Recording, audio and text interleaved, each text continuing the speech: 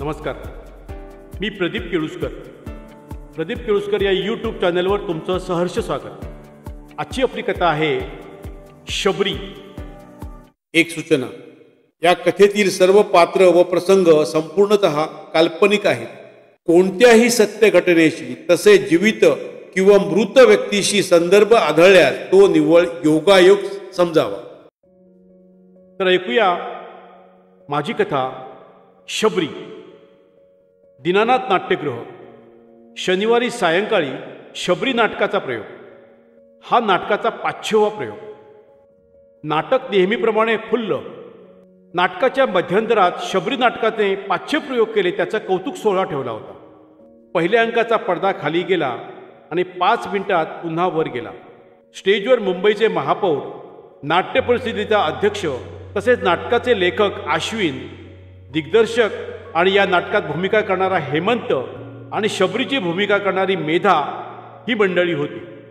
प्रास्ताविकानंतर महापौरांनी सध्याच्या काळात एका नाटकाचे 500 प्रयोग होतात यासाठी नाट्य निर्माता जाधव, लेखक आश्विन आणि दिग्दर्शक हेमंत याचे कौतुक केले आणि विशेष करून अपंग शबरीची भूमिका करणाऱ्या मेधाचे कौतुक केले. नाट्य निर्मात्याच्या अध्यक्ष यांनी बोलायला सुरुवात केली आणि ते शबरीची भूमिका करणाऱ्या मेधाचे तोंड भरून कौतुक करत होते. शबरीची भूमिका रंगभूमीवर करणे हे खूप आव्हान होते आणि एका अपंग मुलीचा अभिनय तिने अचूक केला आहे. तिचे कौतुक करावे तेवढे थोडे अशी भूमिका आणि असे नाटक लिहिणारा आश्विन यांचे पण त्याने कौतुक केले. मग या नाटकाचा दिग्दर्शक आणि प्रमुख भूमिका करणारा हेमंत उभा राहिला. रसिक हो, आमच्या वझे कॉलेजमधून उन्मेष एकांकिका स्पर्धेसाठी एकांकिका शोधत असतो त्यावेळी आश्विन याची ही एकांकिका वाचनात आली. या एकांकिकेने भारावून गेलो आणि मग करायला घेतली. शबरीची अत्यंत कठीण भूमिका माझ्याच वर्गातील मेधा हिला दिली आणि मी जिंकलो. कारण एका अपंग मुलीचे बेअरिंग तिने पूर्ण 50 मिनिटे उत्तम निभावली. ती एकांकिका अनेक ठिकाणी पहिली आली आणि मेधा प्रत्येक ठिकाणी विजयी ठरली. त्या एकांकिकेचा खूपच बोलबाला झाला आणि मग आश्विनने त्याचे 2 अंकी नाटक केले. हेमंत पुढे म्हणाला, रसिक हो, आजच्या 500 प्रयोगाच्या दरम्यान एक आनंदाची बातमी जाहीर करतो. ती म्हणजे हे नाटक 551 प्रयोगानंतर बंद करण्यात येईल. अशी घोषणा होतात. प्रेक्षक उभे राहिले. नाही नाही नाही, हे नाटक बंद करायचे नाही. आम्ही नाटक पुन्हा पाहायला येणार. याचे 1000 प्रयोग व्हायला हवे. हेमंत त्यांना शांत करत म्हणाला, शांत व्हा, शांत व्हा. प्रयोग बंद करायचे आहेत कारण या नाटकावर सिनेमा करायचा आहे आणि त्याचे दिग्दर्शन पण मीच करणार आहे. आणि शबरीची भूमिका कोण करणार सांगा? प्रेक्षक ओरडत म्हणाले, मेधा मेधा मेधा मेधा. हेमंत प्रेक्षकांना समजावत म्हणाला, होय होय होय, मेधाशिवाय दुसरं आहे कोण? आणि म्हणूनच प्रयोग काही काळाकरता थांबावे लागणार. पण शूटिंग संपले की पुन्हा प्रयोग सुरू करू. अशी घोषणा होतात. प्रेक्षक शांत झाले. नाटक पुढे चालू झाले आणि मग संपले. पण दुसऱ्या अंकात शबरी अपघातात सापडते आणि ती अपंग बनते. हे प्रसंग पाहताना प्रेक्षक नाटकाशी समरस होतात आणि कधी रडू लागतात हे त्यांनाच कळत नाही. अशा वेळी तिच्या शेजारी राहणारा मनोज तिच्या मदतीला येतो आणि ती त्यातून बाहेर पडते. नाटक संपले. प्रेक्षक भारावलेल्या स्थितीत आत येऊन मेधाला भेटायला येतच होते. त्याची तिला सवय झालेलीच होती म्हणा. नाटक संपल्यावर मेधा आणि हेमंत कॅन्टीनमध्ये शिरले. त्यांना नेहमी आवडणारी जागा कोपऱ्यातील. त्या कोपऱ्यातून तलावाचे पाणी आणि पाण्यातील फिरणाऱ्या नौका दिसत. संध्याकाळी मंद लाईट सोडलेले असत. छोटी छोटी मुले आपल्या आई वडिलांना सोबत नौकेतून फिरत. मेधाला हे दृश्य फार आवडले. ती एका खुर्चीवर येऊन बसली. तिच्यावर हेमंत येऊन बसला. हेमंत, बोला, काय मागवू? मेधा, कॉफी आणि टोस्ट. हेमंतने वेटरला ऑर्डर दिली. हेमंत, प्रयोग छान झाला. मेधा, एवढी तालीम, मग त्याचे 500 प्रयोग. प्रयोग बरा होतोच, पण रोज तेच तेच करून मेकॅनिकल व्हायला होतं. हेमंत, आणखी फक्त 50 प्रयोग, मग शूटिंग सुरू. मेधा गमतीने म्हणाली, मग मला घेणार ना फिल्ममध्ये? हेमंतने तिच्या हातावर हात ठेवून म्हणाला, काय गंमत करतेस ग? तुझ्याशिवाय शबरी कोण करणार आहे सांग? तलावातील फिरणाऱ्या होडीकडे पाहत मेधा म्हणाली, हेमंत, मग मुलुंडच्या जागेचं काय झालं? अजून थोडे पैसे भरावे लागतील. तू मागे दिलेले 3 लाख आणि माझे 2 लाख मिळून 5 लाख भरलेत. हाऊसिंग लोन पण करायला लागेल. मेधा, मी वसंतरावांकडून ॲडव्हान्स मागते, पण फिल्मचे मला किती मिळतील? हेमंत, आता वसंताकडे पैसे आले या नाटकामुळे, आणि सिनेमा करणार म्हणजे तो कर्ज पण काढणार. हे बघ, बाकी इंडस्ट्रीतल्या नट्या आहेत ना, त्या 10 लाख घेतात मराठी सिनेमासाठी. तू 15 लाख. एवढे देतील मला? हेमंत, द्यायलाच लागतील त्यांना. अगं, तुझ्या अखेरीत शबरी कोण उत्तम करूच शकणार नाही, आणि दुसऱ्या नटींना प्रेक्षक पसंत करणार नाहीत. कारण या नाटकामुळे तुझा सोशल मीडियावर आणि लोकांमध्ये कमालीची पसंती मिळाली आहे. मेधा मग उठली. ती निघताना हळूच हेमंतने तिचा हात हातात घेतला. निघता निघता ती म्हणाली, साईटवर केव्हा जाऊया? नुकताच प्लॉट साफसफाई सुरू आहे. जरा बांधकाम वर येऊ दे, मग जाऊ. असा तुला प्लॅन पाठवलाय ना मी व्हॉट्सअपवर? हो हो, मी निघते. असं म्हणत मेधा बाहेर पडली आणि आपल्या स्कूटरकडे गेली. तिने हेल्मेट डोक्यावर चढवले आणि सफाईदार वळण घेत ती नाट्यगृहाच्या बाहेर पडली. यानंतर नाटकाचे दौरे नागपूरपासून, संभाजीनगरपासून पुणे, कोल्हापूर, कोकण, गोवापासून सुरू झाले. दौऱ्यावर असताना ती दोघं फिरून घ्यायची. विशेष करून कोकण आणि गोव्यातील बीच, देवळं आणि वेगवेगळी हॉटेल्स चवदार जेवणासाठी. आता दोघांना एकमेकाशिवाय चैन पडायची नाही. नाट्य सिनेमा वर्तुळात आणि मासिकात, सोशल मीडियावर त्यांच्या प्रेमाची चर्चा आणि खबरबात चर्चेली जात होती. अशात प्रयोग सुरू होते. फिल्म करण्याच्या दृष्टीने पण धावपळ सुरू होती. फिल्मसाठी इतर कलाकार निवडले गेले. कॅमेरामन, संगीतकार, नृत्य दिग्दर्शक, एडिटर अशी माणसं जवळ येत होती. शूटिंगसाठी कोल्हापूर, सांगली या भागातील लोकेशन्स निवडली गेली होती. मेधाचे कपडे तयार होत होते. तिच्यासोबत तिच्या आईची भूमिका करणारी सुकन्या ही मोठी अभिनेत्री साकारणार होती. वडील मोहनराव, मोठा भाऊ अजिंक्य, हेमंत तिच्या प्रियकराचा रोल करणार होते. आणि त्याच्या आई वडिलांसाठी नीलिमा आणि जयंत हे मोठे कलाकार होते. सर्वांनी आपल्या डेट्स या फिल्मसाठी दिल्या होत्या. आणि शबरी नाटक प्रयोग क्रमांक 549 आज मुलुंडमधील कालिदास नाट्यगृहात प्रयोग. आता शेवटचे 2 प्रयोग आणि मग 15 दिवसांनी शूटिंगसाठी कोल्हापूर भागात निघायची सर्वांनी तयारी केलेली. जून महिन्याचा पाऊस सुरू झालेला. आज मेधाच्या आईचा वाढदिवस म्हणून प्रयोग संपल्यावर मेधा झटपट बाहेर पडली. बाहेर थोडा थोडा पाऊस सुरू होता, म्हणून तिने रेनकोट चढवला आणि डोक्यावर हेल्मेट चढवून तिने स्कूटर चालू केली. तिची स्कूटर मुलुंड चेक नाक्यावर पुढे गेली आणि तिथून टर्न घेऊन ती मुख्य रस्त्याला लागायची होती, म्हणून तिने गाडी वळवली आणि काही कळायच्या आत गाडी स्लिप झाली आणि मेधा रस्त्यात पडली. तिच्या अंगावर स्कूटर पडली. मोठा आवाज आला, गिर गई, गिर गई अशी ओरड पडली. मागच्या गाड्या करकचून ब्रेक दाबत थांबल्या. कोणीतरी धावलं, पोलीस धावले आणि तिच्या अंगावरची गाडी ओढून काढली. मेधा जोरात जोरात ओरडत होती, रडत होती. पोलिसांनी ॲम्ब्युलन्स मागवली आणि तिला उचलून आत ठेवले आणि ॲम्ब्युलन्स हॉस्पिटलच्या दिशेने पळाली. तिच्या घरी फोन गेले. आई वडील घाबरत घाबरत हॉस्पिटलमध्ये आले. दुसऱ्या दिवशी मेघाला जाग आली तेव्हा तिचे अंग कमालीचे दुखत होते. पाय तुटून गेला की काय असे तिला वाटले. रात्री डॉक्टरनी गुंगीचे इंजेक्शन दिल्याने तिला झोप लागली होती. आजूबाजूला आई, बाबा, मावशी सगळे काळजीत उभे होते. पुन्हा नर्स आली. तिने इंजेक्शन दिले. 2 दिवसांनी तिच्या पायावर प्लास्टर चढवले गेले. एका हातावर प्लास्टर होते. कंबर कमालीची दुखत होती. आता 2 दिवसांनी ती घरी आली. तिच्या ॲक्सिडेंटची बातमी कळतात हेमंत, लेखक अश्विन, निर्माते वसंतराव आणि नाटकातले तिचे सहकारी सतत येत जात होते. सुरुवातीचे 4 दिवस अनेक माणसे, नातेवाईक तिच्या चौकशीला येत होते, जात होते. शेजारी, नातेवाईक, मित्रमैत्रिणी तसेच नाट्य निर्माता क्षेत्रातील मंडळी. हेमंत, आशिष पण येत होते. त्यांचे चेहरे काळजीने भरले होते. मेधाच्या लक्षात येत होते. शूटिंग तारीख जवळ येत होती. इतर कलाकारांच्या डेट्स घेतल्या होत्या आणि मुख्य अभिनेत्रीचा हात आणि पाय प्लास्टरमध्ये होते. मग एकदा आशिष, हेमंत आणि वसंतराव तिच्या घरी आले.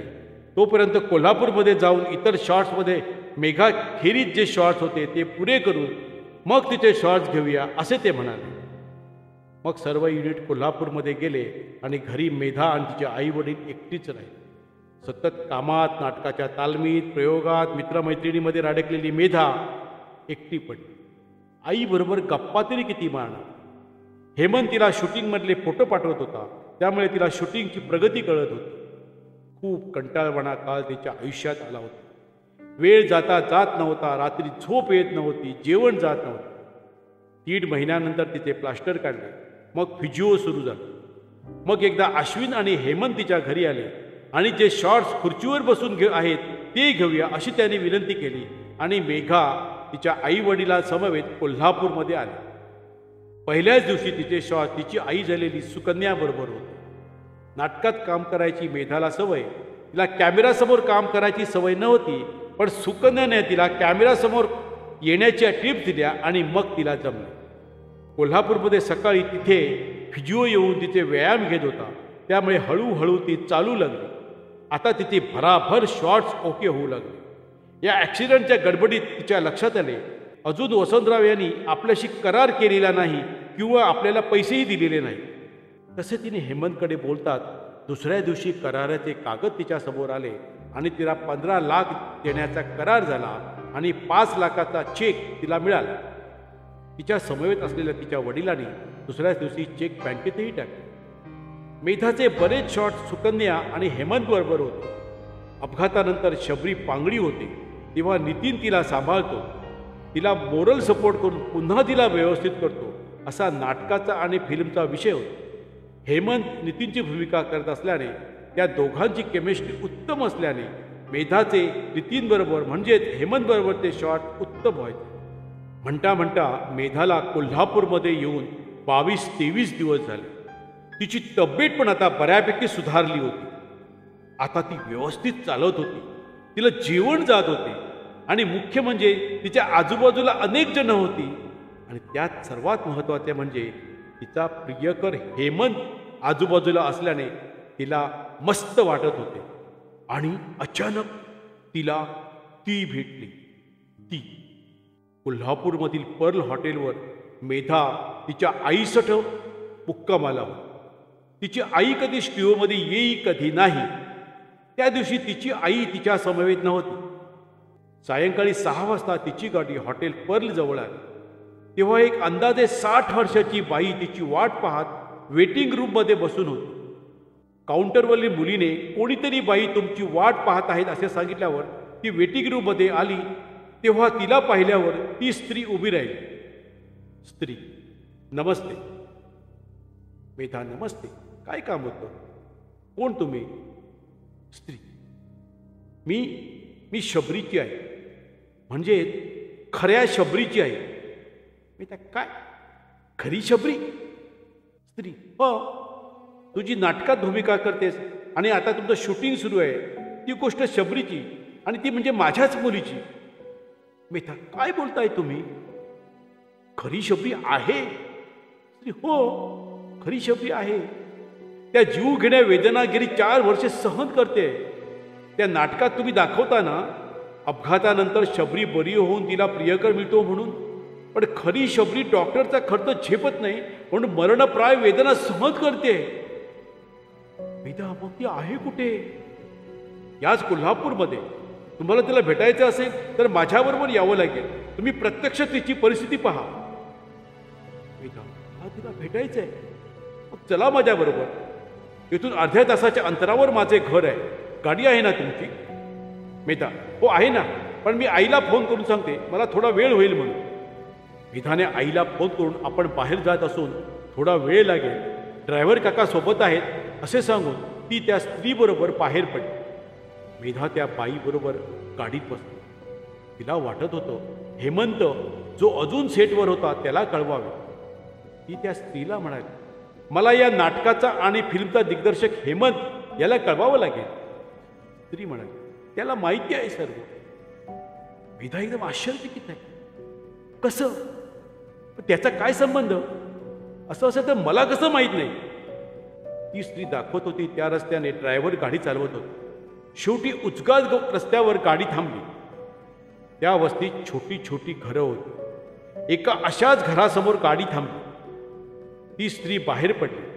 तिच्या मागोमाग मेधा बाहेर पडली. त्या स्त्रीने दरवाजा उघडला आणि मेधाला म्हणाली, या आत या. तिच्या मागोमाग मेधा घरात शिरली. 3 खोल्यांचं घर होतं. छोटा हॉल, लहान किचन आणि बंद असलेले बेडरूम. त्या बाईने बेडरूमचा दरवाजा उघडला. बेडवर एक अत्यंत कृश झालेली उताणी मुलगी झोपलेली होती. त्या बाईने तिला थोपटले आणि ती मेधाला म्हणाली, ही बघ, ही शबरी, माझी मुलगी. त्यांनी झोपलेल्या शबरीला जागा केली. त्या मुलीने डोळे उघडले. तिच्याकडे पाहत्या बाई म्हणाल्या, शबू, ही बघ मेधा, अगं नाटकात आणि सिनेमात तुझी भूमिका करते ना, ती ही. त्या मुलीने अत्यंत कृश हात वर केले. तिचा हात हातात घेत मेधा म्हणाली, काय झाले हिला? ते तुला सर्व सांगावे लागेल. तुमच्या नाटकाचा आणि फिल्मचा लेखक अश्विन आहे ना, तो माझा भाचा. काय? परत मेधा किंचाळी. होय, अश्विन माझ्या मुंबईच्या बहिणीचा मुलगा. तो अधूनमधून माझ्याकडे यायचा. त्याच्यापेक्षा माझी मुलगी शबरी 1 वर्षाने लहान. 11वीत असताना सुट्टीत अश्विन इथे आला. यावेळी त्याचा मित्र हेमंतला घेऊन आला. हेमंत? कोण हेमंत? म्हणजे आमचा दिग्दर्शक हेमंत? होय होय, तोच हेमंत. मी येथील एका हॉस्पिटलमध्ये नर्स होते. माझे यजमान स्कूटर अपघातात शबू लहान असतानाच वारले. मी तिला वाढवले. हेमंत इकडे यायचा आणि हेमंत आणि शबू हे जवळ येत होते. हे माझ्या लक्षात येत होते. मी तसं माझा भाता अश्विन यालाच कळवलं. पण अश्विन मला म्हणाला, हेमंत हा एका सज्जन कुटुंबातील मुलगा आहे आणि चांगला कलाकार आहे, तू त्याची काही काळजी करू नकोस. त्यानंतर पुढील वर्षातील सुट्टीत सुद्धा अश्विन आणि हेमंत इकडे आले. येताना त्यावेळी मोटरसायकल घेऊन आले. मी कामावर गेलं की ही तिघं गाडीवरून फिरायची, स्विमिंगला जायची, सिनेमा पाहायची. एक दिवशी हेमंत आणि शबू दोघंच स्विमिंगला जाताना त्यांच्या मोटरसायकलला ट्रकने उडवले. हेमंत रस्त्यावर पडला. त्याला फारसे लागले नाही, पण शबरी जोराने फुटपाथवर पडली. तिची शुद्ध गेली. मला ड्युटीवर असताना फोन आला. मी धावले. मी तिला सिव्हिलमध्ये आणि मग खाजगी हॉस्पिटलमध्ये ठेवले. तिचे हात पाय मोडले होते. त्यांना प्लास्टर घालून बरे केलं, पण तिचे बज्जारज्जू पूर्ण चेचून गेले आहेत. कमरीची हाडे मोडली होती. ही मोठी महागडी ट्रीटमेंट होती. अशा प्रकारचे ऑपरेशन्स करणारी मोजके डॉक्टर्स आहेत. मुंबईमध्ये कोकिळाबेन हॉस्पिटल आणि जसलोकमध्येच या सोयी. याचा खर्च 4 वर्षापूर्वी 20 लाख सांगितला होता. आता अजून वाढला असता. मी हात सोडून सर्व नातेवाईक, ओळखीचे यांना विनंती केली. मग सर्वांनी कसे बसे 3 लाख जमवून दिले. ते बँकेत ठेवले. अजून मोठी रक्कम जमवायची आहे, पण कशी? गेली 4 वर्षे मी नोकरीवर न जाता हिला सांभाळते. ही सर्व हकीकत ऐकून मेधा आश्चर्यचकित झाली. तिने शबरीचा हात आपल्या हातात घट्ट धरून ठेवला होता. मग मेधा म्हणाली, अश्विन आणि हेमंत यांना हे सर्व माहीत होतं, मग त्यांनी काय केलं? काहीच केलं नाही. मात्र या घटनेप्रमाणे अश्विन जो लेखक करत होता त्याने एकांकिका लिहिली, त्यात तू शबरीचे काम केलंस. कमाल वाटते मला. म्हणजे त्यांनी एकांकिका सुद्धा शबरी याच नावाने लिहिली. मग नाटक, मग सिनेमा.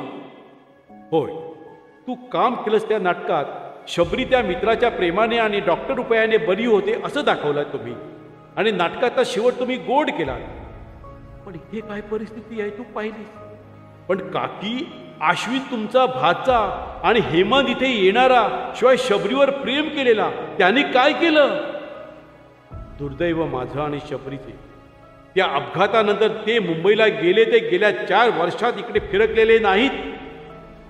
मग तुम्ही फोन करत नाही त्यांना? नेहमीच करते. मला माहिती आहे आता दोघांकडे पैसे आहेत, पण ते दाद देत नाहीत. आता तुझ्यासमोर फोन लावू का? हो काकी, लावा, पण स्पीकर मोठा ठेवा म्हणजे मला ऐकता येईल. शबरीच्या आईने हेमंतला फोन लावला. बराच वेळ रिंग वाजल्यावर त्याने फोन उचलला. फोन स्पीकरवर असल्याने मेधाला ऐकू येत होते. शबरीची आई बोलत होती, अरे हेमंत, पैशाची काही व्यवस्था होईल का रे? इकडून हेमंत बोलत होता. त्याचा आवाज तिने ओळखला. का कुठं काय, नुकतं शूटिंग सुरू झालंय, पैसे नाहीत म्हणून काम बंद आहे. त्यात ती नवीन नटी आहे ना मेधा, ती एकसारखी पैसे मागत असते, म्हणून वसंतरावांनी काम बंद केलंय असं म्हणून हेमंतने फोन खाली ठेवला. मेधा संतापाने थरथरत होती. तिचा होणारा नवरा आणि प्रियकर तिला खोटं पाडत होता. तिने तसा थरथरत्या हाताने शबरीचा हात हातात घेतला आणि ती तिच्या आईला म्हणाली, शबरीची आई, मी तुम्हाला काकी म्हणते. मी तुम्हाला शब्द देते, या शबरीला मुंबईमध्ये नेऊन तिच्यावर उपचार करण्याची जबाबदारी माझी. तुम्ही काळजी करू नका. या खऱ्या शबरीच्या मागे ही नाटकातील शबरी कशी उभी राहते ते आता तुम्ही पाहाच. मेधा बाहेर पडली. बाहेर पडता पडता तिने पर्समधील तिच्या होत्या नव्हत्या तेवढ्या नोटा काढून काकीच्या हातात कोंबल्या आणि ती गाडीत जाऊन बसली. मेधा हॉटेलवर परतली. तिने आपल्या आईला सर्व वृत्तांत सांगितला. तिची आई पण अश्विन आणि हेमंतचे रूप पाहून आश्चर्यचकित झाली. दुसऱ्या दिवशी मेधा सेटवर गेली. गेल्या गेल्या तिने मेकअप करायला नकार दिला आणि हेमंतला फोन करून बोलावलं. हेमंत तिच्या रूममध्ये घुसताना डार्लिंग डार्लिंग असे म्हणत येत होता. तिने त्याला झिडकारले आणि प्रश्नांची सरबत्ती सुरू केली. ही शबरी कथा कुणावरून सुचली? खरी शबरी आहे का जिवंत? हेमंतला ही आज काय असे बोलते आहे हे कळेना. छे ग, कशी कोण शबरी नाही? अश्विनने काल्पनिक नाटक लिहिले ते, त्यात खरं काही नाही. मग या गावातील अंबाई टँकवर जाताना कुणाचा ऍक्सिडेंट झाला होता? हेमंत दचकला. हिला ही बातमी कशी कळली हेच त्याला कळेना. तो ततप्प करू लागला. हेमंत, मी काल खऱ्या शबरीला भेटून आले. काल तिच्या आईने तुला शबरीच्या उपचारासाठी फोन केलेला ना, तेव्हा मी तेथेच होते. शबरीची अशी अवस्था कुणामुळे झाली हे मला कळले. मी निर्मात्याकडे एकसारखी पैसे मागत असते असे तू सांगितलंस. हे तिला सांगताना मी तेथे होते. हेमंत लटपटू लागला. त्या एसी मध्ये सुद्धा त्याला घाम फुटला. हेमंत, मी शबरीला पुन्हा उभी करणार आहे. तसा तिच्या आईला मी शब्द दिलाय. मला 25 लाख रुपये जमा करायचे आहेत लवकरात लवकर. वसंतरावांनी दिलेले 5 लाख रुपये माझ्या बँकेत आहेत. बाकीचे 10 लाख मला 2 दिवसात हवे आहेत, तरच मी पुढे शूटिंग करेन. अजून 10 लाख कमी आहेत. जिच्या कथेवर आणि तेच नाव वापरून तू आणि अश्विनने एवढा पैसा आणि नाव मिळवलं ते तुम्ही दोघे आणि तुमचे निर्माते वसंतराव पैसे देतात की नाही हे मला आज दुपारपर्यंत सांगा. नाहीतर पत्रकार परिषद बोलावून मी तुमच्या खऱ्या शबरीची भेट घालून देते. चल तू जा इथून. दुपारपर्यंत मला काय ते सांगा. घाम पुसत हेमंत बाहेर पडला आणि अश्विनकडे धावला. मग ते दोघे निर्माते वसंतरावाकडे गेले. दुपारी वसंतरावांनी तिचे राहिलेले 10 आणि हेमंतानं अश्विनकडून 10 लाख म्हणून 20 लाख जमा केले. त्याच रात्री मेधाने शबरीवर उपचार केलेल्या कोल्हापूरमधील डॉक्टरांना भेटून कोकिळाबेन हॉस्पिटलमधील शबरीची अपॉइंटमेंट ठरवली. शूटिंग बंद होते तोपर्यंत शबरीवर उपचार सुरू होत नाही तोपर्यंत मी मेकअप सुरू करणार नाही हे तिने वसंतरावांना कळवून टाकले. 3 दिवसांनी स्पेशल ॲम्ब्युलन्स घेऊन शबरीची आई आणि मेधा मुंबईकडे निघाली. हॉस्पिटलमध्ये ॲडमिट करून मेधा कोल्हापूरमध्ये आली आणि तिने शूटिंग सुरू केली. ऑपरेशनच्या दिवशी ती पुन्हा पूर्ण दिवस हॉस्पिटलमध्ये होती. डॉक्टरनी ऑपरेशन व्यवस्थित झाले असून 15 दिवसानंतर तिला डिस्चार्ज मिळेल. मग फिजिओकडून 2 महिने ट्रीटमेंट घ्या, 4 महिन्यात ती हिंडू फिरू लागेल असा विश्वास व्यक्त केला. शबरी सिनेमा पुरा झाला. मेधा आणि तिची आई मुंबईत आली. मेधाने शबरीला आणि तिच्या आईला पण मुंबईत आपल्यासोबत आणलं. शबरी सिनेमाला अभूतपूर्व प्रतिसाद मिळाला. या सिनेमाच्या हिंदी आणि तमिळमध्ये आवृत्ती निघण्याच्या तयारी सुद्धा झाल्या. पण सर्वांना शबरीसाठी मेधाच हवी होती. मेधाबरोबर कोटी रुपयाची कॉन्ट्रॅक्ट केली गेली. मेधा आनंदात होती. तिने तिच्या आयुष्यातून हेमंतला हाकलून लावले. फिल्मफेअर पुरस्कारासाठी शबरीची निवड झाली. पुरस्कार स्वीकारण्यासाठी जाताना तिने शबरीच्या हातात हात घेऊन तिच्या समवेत पुरस्कार स्वीकारला. त्यावेळी ती म्हणाली, माझा रस्त्यावर अपघात झाला आणि 2 महिने मी घरात असह्य वेदना सहन करत बसले. घरात नुसते बसणे आणि असह्य वेदना सहन करणे किती कठीण असते हे मला कळले. त्या वेदना आणि तो काळ मला असह्य झाला. पण जिच्या खऱ्या घडलेल्या आयुष्यात तिची काही चूक नसताना 4 वर्षे जी वेदना सहन करत राहिली ती ही शबरी खरी फिल्मफेअर विजेती आहे, मी नाही. त्या तुडुंब भरलेल्या हॉलमध्ये टाळ्या वाजत राहिल्या.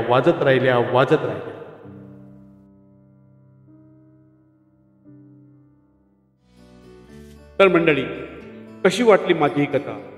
माझे प्रदीप केळुसकर हे यूट्यूब चॅनल सबस्क्राईब करा, बेल आयकॉन दाबा आणि तुमच्या मित्रमंडळीमध्ये शेअर करा आणि आपल्या खालच्या कमेंट बॉक्समध्ये तुमच्या कमेंट्स अवश्य लिहा.